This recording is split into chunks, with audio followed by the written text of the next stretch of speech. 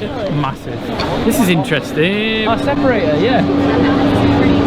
You know the separator that's kind of rusted and kind of eaten itself over time. I think these, is it these ones or one of the others? I'll get someone chatting to me. They'll know a bit more about it. And it takes away the thick to the thin. And like in our tower, when the separator used to work, we used to have a no crust at all. It used to work perfectly. So the idea is to get a new separator. I know I've probably spent today 50, 60 grand.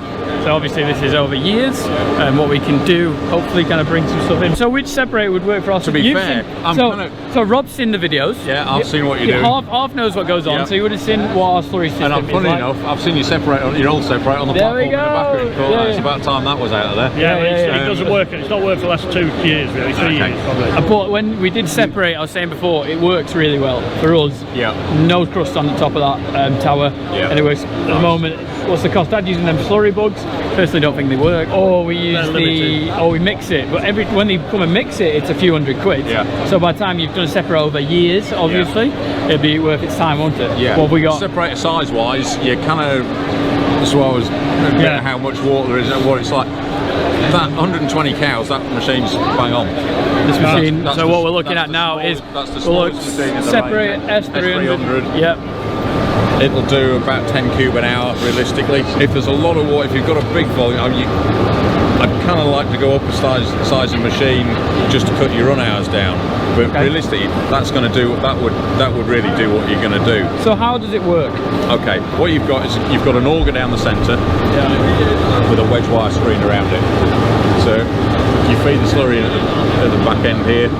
The auger pulls it through. Any free liquid that's in there, the first third of the screen, to all intents and purposes, it dumps any free liquid out of it. As it gets thicker, it comes up against this end, and you've got these weighted doors creating a back pressure against it. Okay.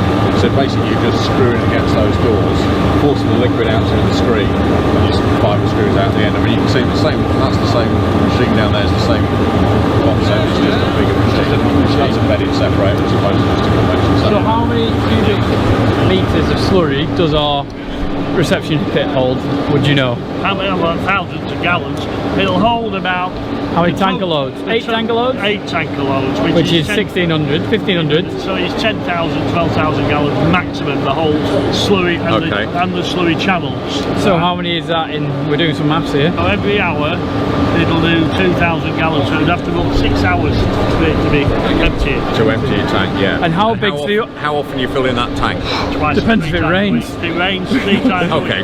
This is down tomorrow. I'm only saying that because like sometimes it'll rain, you got to do it the day after that. So what's the bigger one up? The next one up basically is you go up a screen size. This is the smallest one. It's got a smaller diameter. It's only got a 200mm diameter screen. Okay. You go look at that one down there. Yeah. I only want to look at the one next up. Yeah. Well, this is a lot bigger up. Yeah. The screen size is the same. Okay. So as you look in there, you can see that's your wedge wire screens. The next machine up from that is that screen length. So it's a 520mm screen. It's bigger diameter, and the auger's bigger, and you double the throughput. Yeah. Well, but you're going up from 2.2 kilowatt on that to a 5.5 kilowatt. You'll probably do 25-30 cube an hour through it. With the 655 machine, the next machine up from that. Right. Okay. So you can do. So instead of 10, you can go to 25-30. Yeah, because you've got. And you're cutting down on power time. The volume. So if Dad tells me one thing, power's expensive. Yeah, it's a bigger motor. Yeah. But it'd probably run half the time. Yeah. So what is the price for that and for the other one? Well, that's 10 and the next one up to 20, give or take. Is that right? Yeah. Big step. It's a big step up, yeah. I mean, you go basically ignore the size of that gearbox, but you're going to that size machine as opposed to that size. Yeah. It is a big step up. That's a big step up, isn't it? It's a lot of power. As in, it's a lot of power to save 10 grand. Yeah. And I guess in the actual build quality will be the same because and better parts cost and things very same. When you're doing the sort of stuff that you're doing, they'll run for years. Yeah, exactly. So to me, that seems like I'm talking to you right now. Yeah. That seems too big a step up for what we're doing. Like 10 grand seems right. I think that would do it. What's it fitted? Basically, from what you've said, from what you've got already, you've got a pump. You've got what you might have to do is we might have to scale your pump down a little bit or put a bigger return in because it's not going to take the stuff at the volume that you use your existing pump and all the rest of it. Then it's 10 grand and a couple of hours to bolt it in and put some pipe work up. It's not a big job. It's not a big deal. No. This is definitely something I was interested in to have a look at. It's Yeah. only this week someone was mentioning some stuff about separators, and I just thought, I wonder what they do. And I genuinely didn't know they did the new design of this. You know, all design. I think it worked really well. I've always looked at these ever since ours has gone jiggered really, because these screw ones seem to be so easy and slow. Maintenance wise, in comparison to your existing machine, looking after one of these is a doddle. Yeah. I mean, it's literally 5 minutes, take the 6 bolts off the end of it, front pulls off, the screen slides out, you power wash it, slot it back in, bolt it back up, and If it you're never done. blocks, I mean, how many times? Well, no, you don't. I mean, routinely they want it taken out and the screen's cleaning off, because you will get a build-up of stuff on just the a bit back of maintenance screen won't over time. take- It's just yeah. routine. Well, that can live on the But if it's- platform we have to go down the existing pipeline into the tower, can't it? So that's great. Well, Rob, thank you very much for showing us it. How this works. That's what I wanted to know. Next. Really interested in that company with the separators. Like I say, when we used to have one, it used to work really well.